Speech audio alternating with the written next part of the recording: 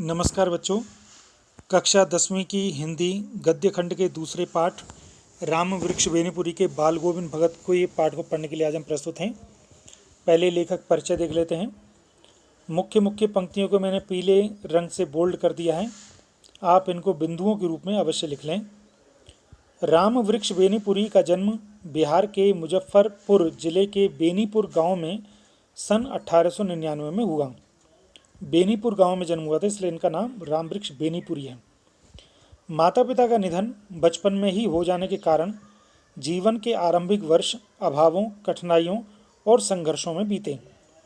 10वीं तक की शिक्षा प्राप्त करने के बाद वे सन 1920 में राष्ट्रीय स्वाधीनता आंदोलन से सक्रिय रूप से जुड़ गए, मतलब एक्टिव हो गए। मतलब इनका संबंध राष्ट्रीय स्वाधीनता आंदोलन से है। ये कई बार जेल भी गए। उनका देहावसान सन 1968 में हुआ। 15 वर्ष की अवस्था में ही बेनीपुरी जी की रचनाएं पत्र पत्रिकाओं में छपने लगी। अब आप देखिए 15 वर्ष क्या उम्र होती है जब बच्चा लगभग 10वीं में ही पढ़ रहा होता है। भले इतने प्रतिभावान थे। वे बेहद प्रतिभाशाली पत्रकार थे। उन्होंने अनेक दैनिक, साप्ताहिक एवं मासिक पत्र पत्रिकाओं को संपादन किया। संपादन एडिटिंग होती है, वो उस पूरे अखबार की जिम्मेदारी लेता है, जिनमें तरुण भारत, किसान मित्र, बालक, युवक, योगी, जनता, जनवाणी और नई धारा उल्लेखनीय, ये सब अखबारों और पत्र पत्रिकाओं के नाम हैं। गद्य की विविध विधाओं में उनके लेखन को व्यापक प्रतिष्ठा मिली।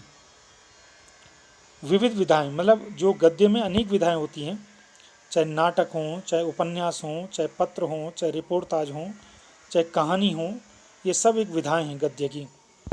उनका पूरा साहित्य बेनीपुरी रचनावली के 8 खंडों में प्रकाशित है। आप इनकी रचना को पढ़ना चाहते हैं तो पुस्तक है बेनीपुरी रचनावली, उसके 8 भाग हैं।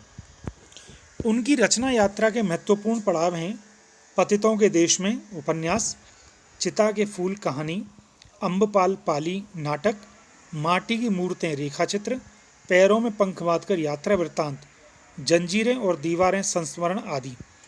उनकी रचनाओं में स्वाधीनता की चेतना, मनुष्यता की चिंता और इतिहास की युगानुरूप व्याख्या है। विशिष्ट शैलीकार होने के कारण उन्हें कलम का जादूगर कहा जाता है। अब देखिए इनकी 2 पुस्तकें प्रमुख हैं, माटी की मूर्तें और पैरों में पंख बांधकर, और इन्हें कलम का जादूगर कहा जाता है। इसको ध्यान रखिएगा, कलम का जादूगर किसको कहा जाता है? रामवृक्ष बेनीपुरी को। अब पाठ प्रवेश देखते हैं। बाल गोविंद भगत रेखा चित्र के माध्यम से लेखक ने एक ऐसे विलक्षण चरित्र का उद्घाटन किया है जो मनुष्यता, लोक संस्कृति और सामूहिक चेतना का प्रतीक है। इस पाठ की विधा क्या है? रेखा चित्र। मतलब ये निबंध नहीं है, ये कहानी नहीं है, ये उपन्यास का अंश भी नहीं, ये रेखा चित्र। रेखा चित्र क्या होता है? जिन पंक्तियों को पढ़ते हुए उसकी घटना के चित्र हमारे सामने रेखाओं के रूप में आने लगते हैं, मतलब ऐसा लगता है हमारे सामने ही हो रहा है, उसको रेखा चित्र कहते हैं। तो इसमें इन्होंने एक व्यक्ति का चरित्र दिखाया है जिसका नाम है बाल गोविंद भगत, और उसमें मनुष्यता है, लोक संस्कृति, लोकल कल्चर है, और सामूहिक चेतना, मतलब एक बहुत बड़ी दृष्टिकोण उनके अंदर है। इस पाठ का मुख्य उद्देश्य ये है कि वेशभूषा या बाह्य अनुष्ठानों से कोई सन्यासी नहीं होता।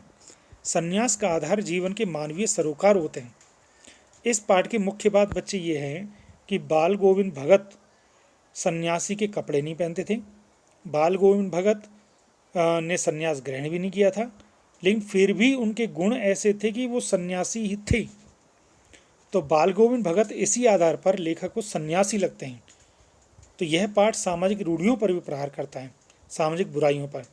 इस रेखा चित्र की एक विशेषता यह है कि बाल गोविंद भगत के माध्यम से ग्रामीण जीवन की सजीव झांकी देखने को मिलेगी। तो बच्चे मुख्य बात यह है, इस पाठ में उन पंक्तियों को हमें इकट्ठा करना है जिन पंक्तियों से ये पता चले कि बाल गोविंद भगत सन्यासी नहीं थे, लेकिन गुणों और कर्मों के कारण सन्यासी जैसे ही थे। बस ये इस पाठ का मुख्य बिंदु है। तब इनके नाम के पीछे भगत भी लगाया है। पाठ के अंश में जिन पंक्तियों को बोल्ड में किया है वो मुख्य पंक्तियां हैं, जिन शब्दों को बोल्ड में किया है वो कठिन शब्द हैं। आप इनको अलग अलग लिख लेंगे। पहले लेखक का परिचय लिखेंगे, फिर पाठ के कठिन शब्द लिखेंगे, मतलब जितना अंश आज हम पढ़ेंगे उतने, और फिर पाठ में बाल गोविंद भगत की विशेषताओं को पॉइंट्स के रूप में, बिंदु के रूप में लिखोगे। बाल गोविंद भगत मझोले कद के गोरे चिट्टे आदमी थे। मझोले मध्यम, 60 से ऊपर के ही होंगे उम्र है। बाल पक गए थे, लंबी दाढ़ी या जटा जूट तो नहीं रखते थे, किंतु हमेशा उनका चेहरा सफ़ेद बालों से ही जगमग किए रहता। जटा जूट आप जानते हैं, जो साधु जटा वगैरह बड़ी बड़ी जटाएं रखते हैं। बिल्कुल कपड़े कम पहनते थे। इसका अर्थ क्या है, उनकी आवश्यकताएं कम थी। कमर में एक लंगोटी मात्र और सिर में कबीर पंथियों की सी कनफटी टोपी, जैसे कबीर साहब पहनते थे, कान तक ढकने वाली टोपी। जब जाड़ा आता एक काली कमली ऊपर से ओढ़े रहते, कमली कंबल। मस्तक पर हमेशा चमकता हुआ रामानंदी चंदन। रामानंदी चंदन मतलब माथे पर यू शेप का चंदन, जो नाक के छोर से ही औरतों के टीके की तरह शुरू होता था। गले में तुलसी की जड़ों की एक बेडौल माला बांधे रहते थे।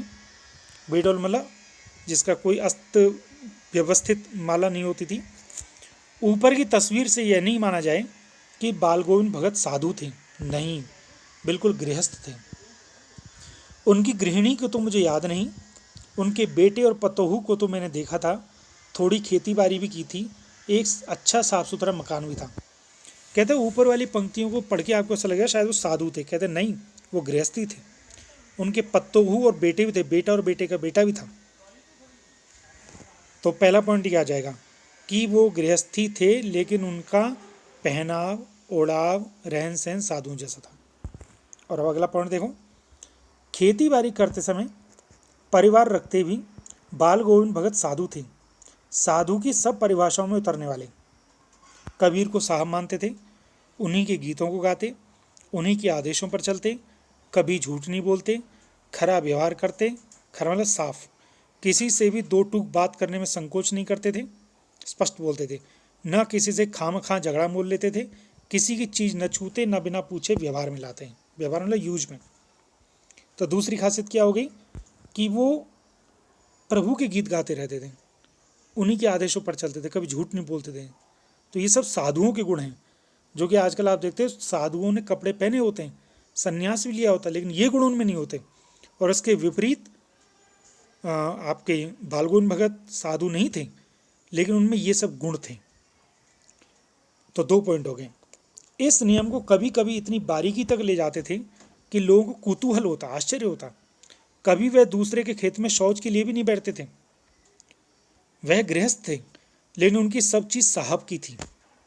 वो ये मान के चलते थे मेरे पास जो कुछ सब भगवान का है। जो कुछ खेत में पैदा होता सिर पर लाद कर पहले उसे साहब के दरबार में ले जाते, भगवान के मंदिर में, जो उनके घर से 4 कोस दूर था। 4 कोस मतलब 4 × 3 12 किलोमीटर। एक कबीर पंथी मठ से मतलब एक वो कबीर को मानते थे, इसलिए उस मंदिर का मतलब है ये। वह दरबार में भेंट रूप रख लिया जाकर प्रसाद रूप में जो उन्हें मिलता उसे घर लाते और उससे गुजर करते। उनके खेत में जो भी पैदा होता था वो 12 किलोमीटर दूर पहले उसे मंदिर में ले जाते थे, और वहाँ से फिर जो प्रसाद रूप में मिलता था उसी से अपना गुजारा करते थे। ये तीसरा गुण हो गया। इन सब के ऊपर मैं तो मुग्ध था उनके मधुर गान पर, जो सदा सर्वदा ही सुनने को मिलते।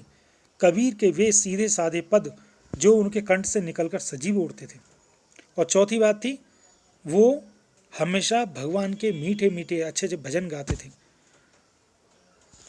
आषाढ़ की रिमझिम है, आषाढ़ महीना है, चैत्र बैसाख जेठ आषाढ़ बारिश का महीना। समूचा गांव खेतों में उतर पड़ा है, कहीं हल चल रहे हैं, कहीं रोपनी हो रही है, मतलब रोपाई हो रही है। धान के पानी भरे खेतों में बच्चे उछल रहे हैं।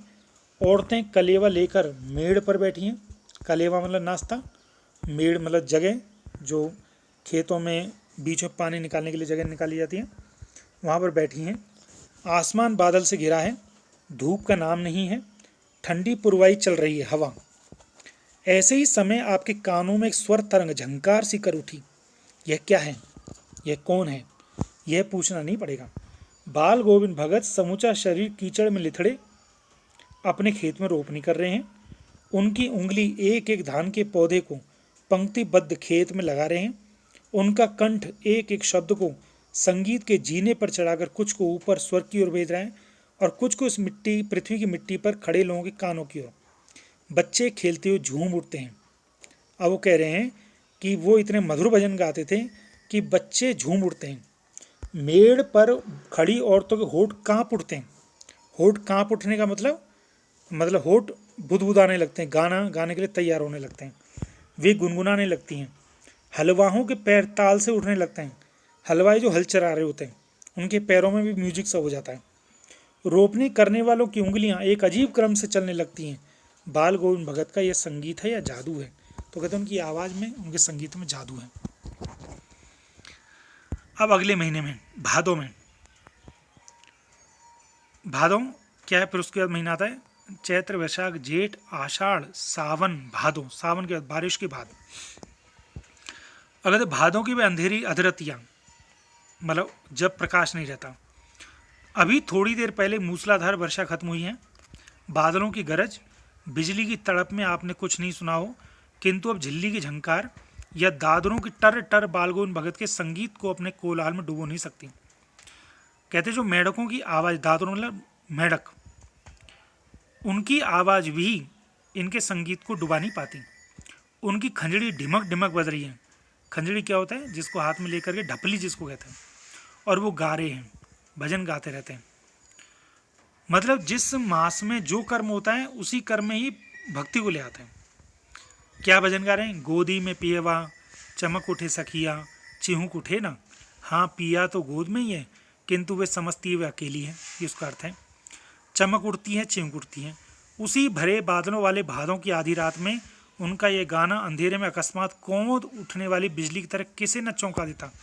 मतलब जब रात को भी ये भजन गाते रहते थे। अरे अब सारा संसार निस्तब्धता में सोया हुआ है। निस्तब्धता, शांति। बाल गोविंद भगत का संगीत जाग रहा है, जगा रहा है। तेरी गठरी में लगा चोर मुसाफिर जाग जरा। मतलब वो रात को भजन भी गाते थे। तो आज हम इतना ही पढ़ेंगे। शेष जो 2 पृष्ठ रह गए उसको हम अगले वीडियो में पढ़ेंगे। मुझे उम्मीद है आपको समझ में आ गया होगा। आज का कार्य, लेखक परिचय को बिंदु के रूप में लिखना, पठित अंश के कठिन शब्दों को उनके अर्थ के साथ लिखना और बाल गोविंद भगत की विशेषताओं को एक पेज पर लिखना बिंदु के रूप में। और जो अगले भाग में आएगा उसको फिर हम उसी में जोड़ देंगे। बहुत बहुत धन्यवाद। जय हिंद।